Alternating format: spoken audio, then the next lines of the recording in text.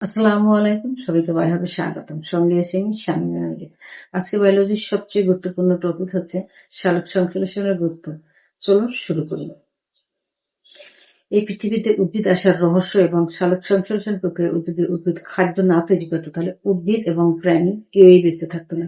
এটি এত গুরুত্বপূর্ণ এবং এর উপর সমস্ত জীব জগৎ নির্ভরশীল।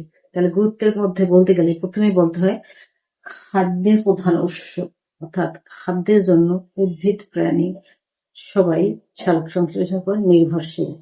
কারণ একমাত্র সবুজ উদ্ভিদের দেহেই রয়েছে ক্লোরোপ্লাস্ট, আর ক্লোরোপ্লাস্টের মাধ্যমে খাদ্য তৈরি করে। কোনো প্রাণী খাদ্য তৈরি করতে পারে না।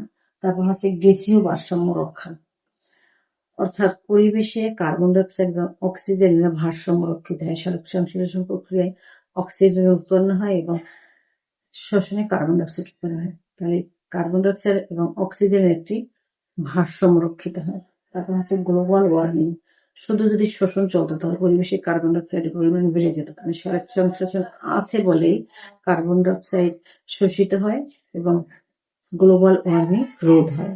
তারপর হচ্ছে মানব সভ্যতার অর্থনৈতিক গুরুত্ব, অর্থাৎ মানব সভ্যতার জন্য উদ্ভিদের উপর নির্ভরশীল। কারণ উদ্ভিদের মাধ্যমে তার প্রয়োজনীয় মানুষের আসবাব যেমন কাঠ দিয়ে তৈরি হয়।